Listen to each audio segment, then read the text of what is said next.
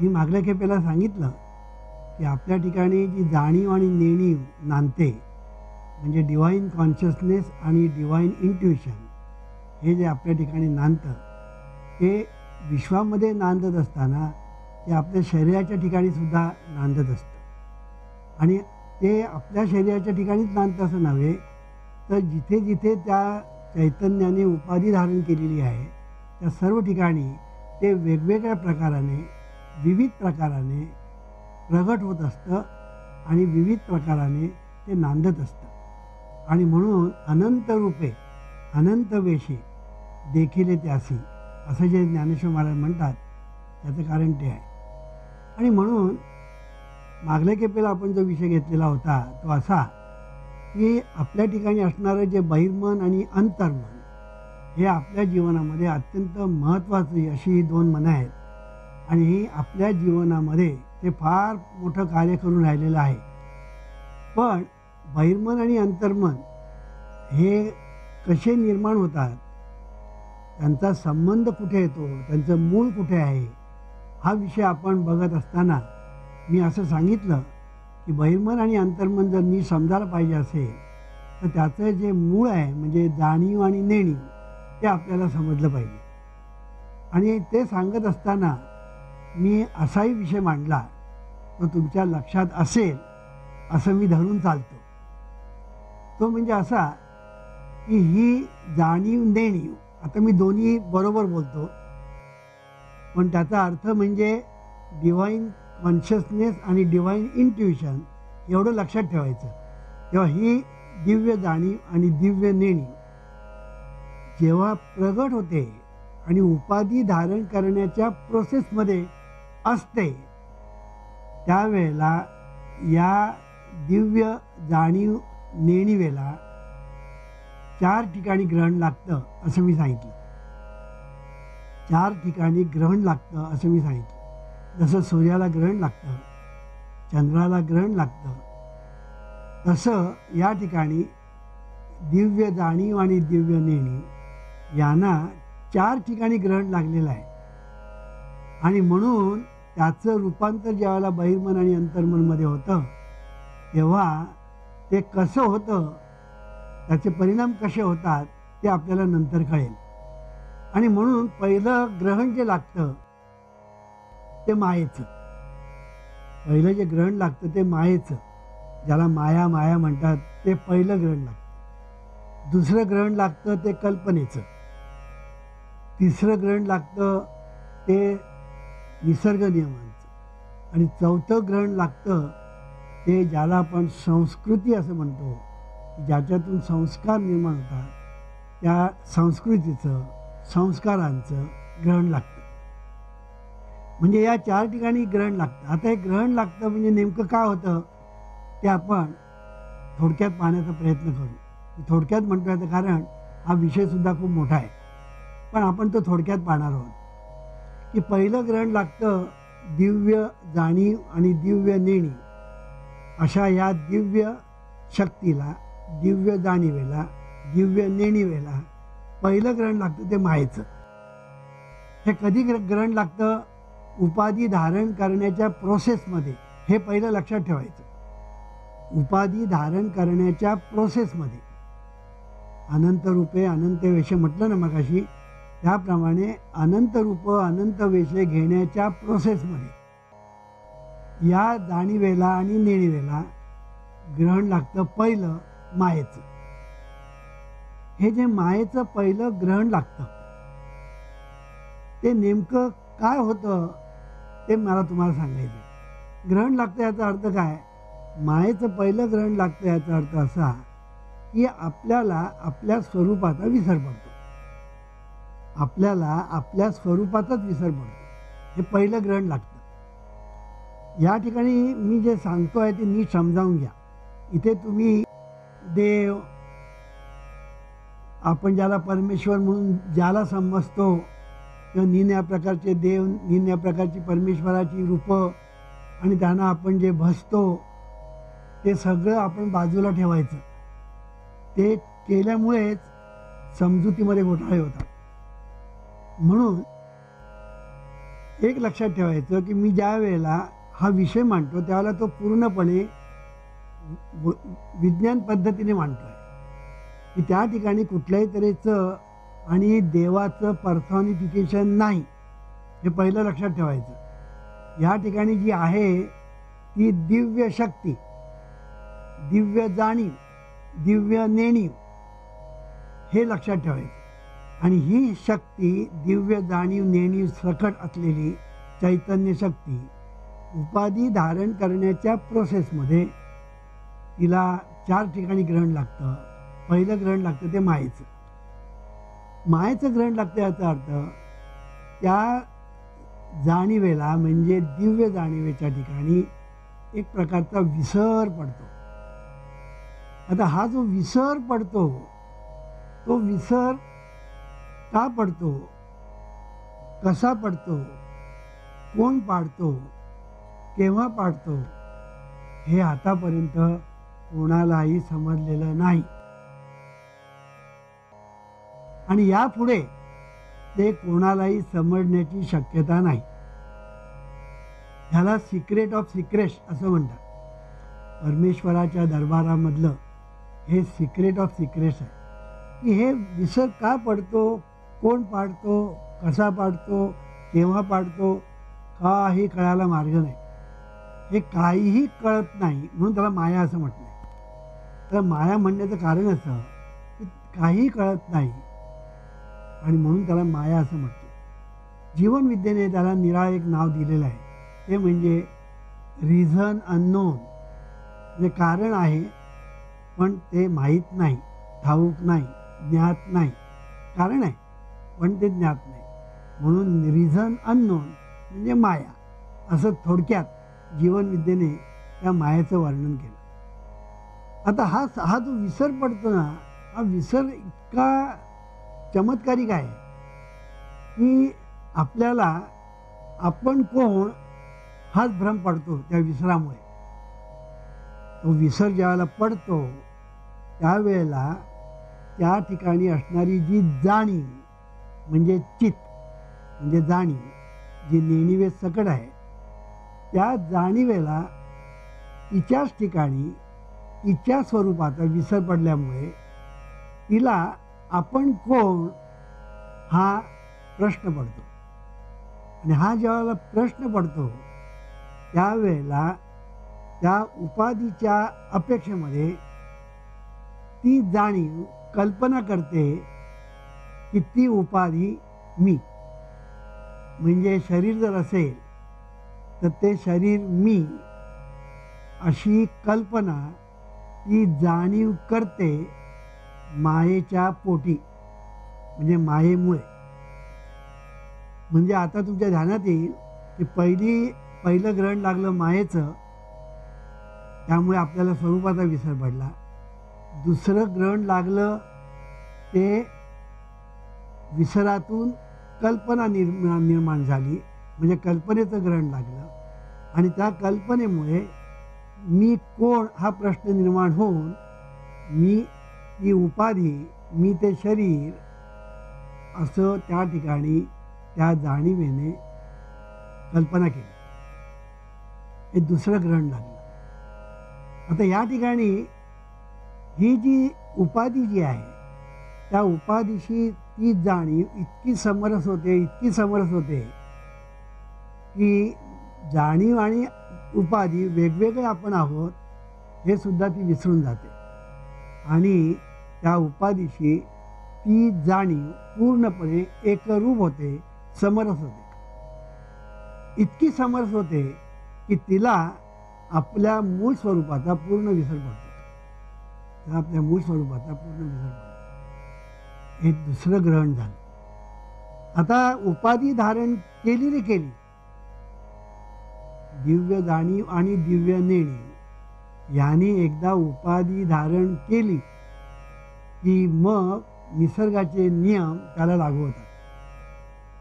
हा एक महत्त्वाचा सिद्धांत जीवनविद्येने मांडलेला आहे की निसर्गाचे जे नियम आहेत हे या दिव्य जाणीवेला, दिव्य नेणिवेला, दिव्य शक्तीला उपाधी धारण केल्यानंतर, त्या उपाधीशी समरस झाल्यानंतर त्या उपाधीच्या अपेक्षेत निसर्गाचे नियम लागू होतात.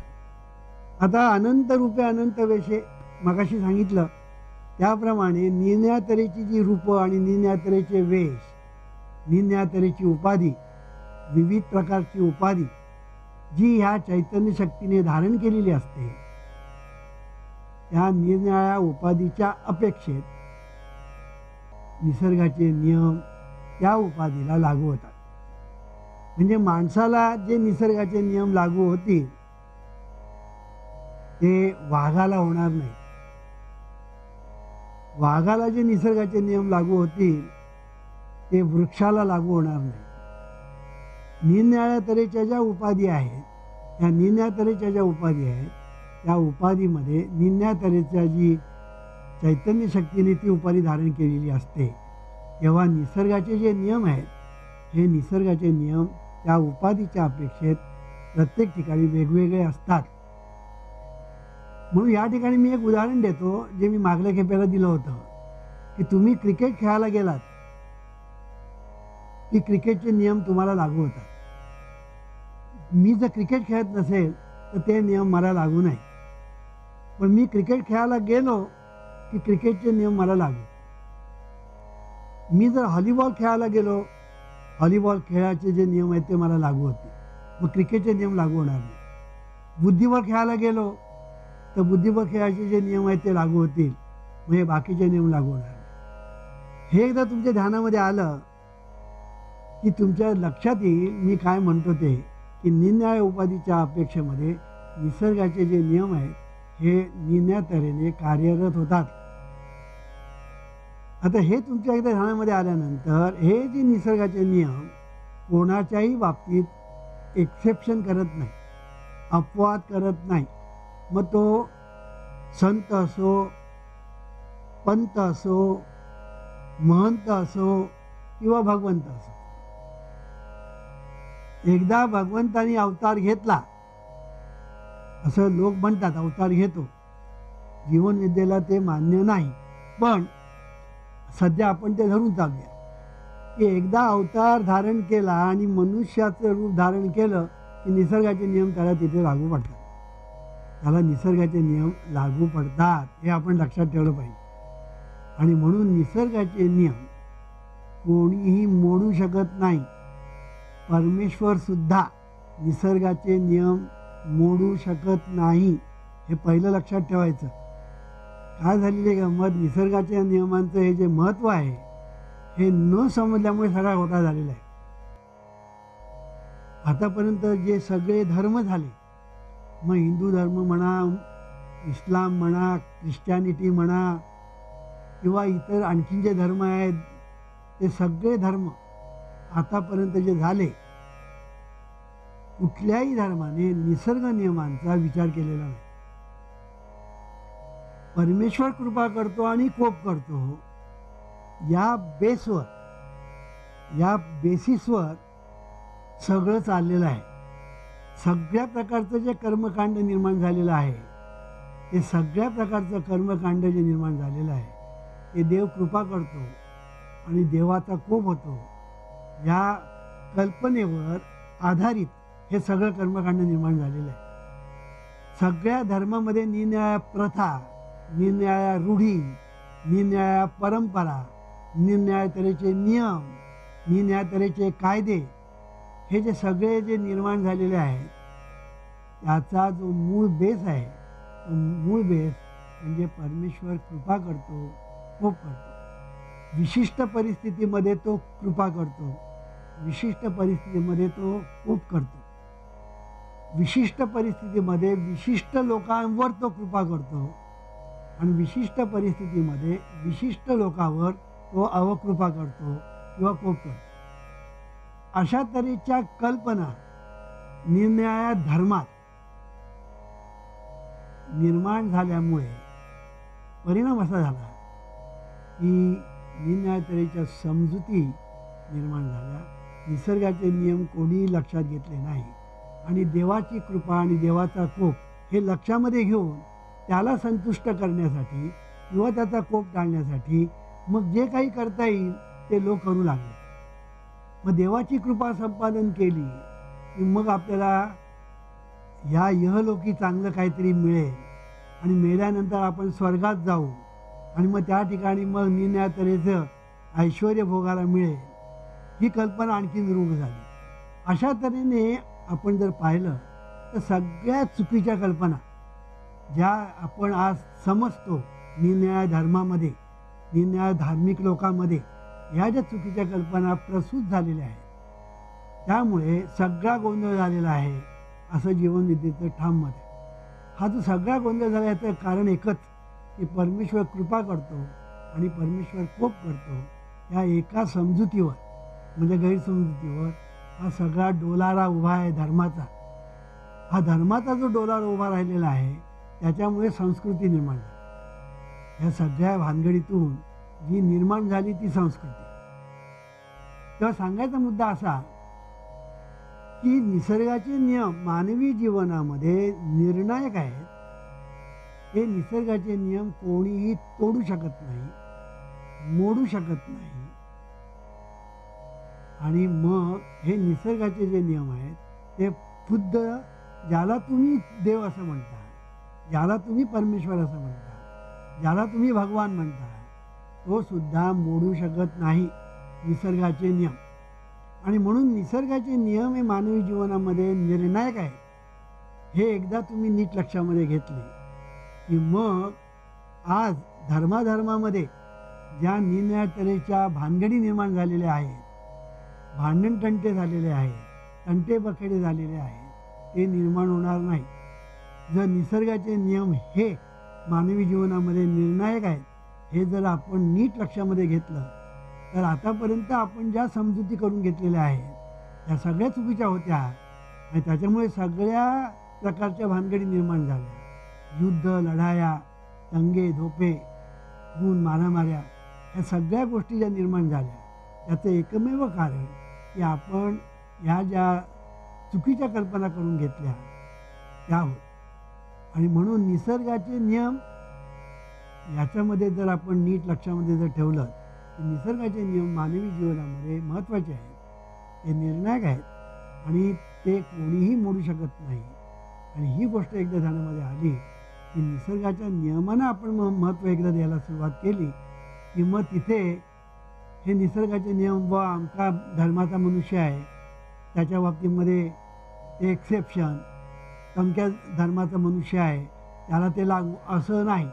तुम्ही कुठल्याही धर्माचे असा, जातीचे असा, पंथाचे असा, संप्रदायाचे असा, वंशाचे असा, कोणी असा, निसर्गाचे नियम सर्वांना सारखे लागू. ते अपवाद नाही, एक्सेप्शन नाही, ढवळाढवळ नाही, काही नाही.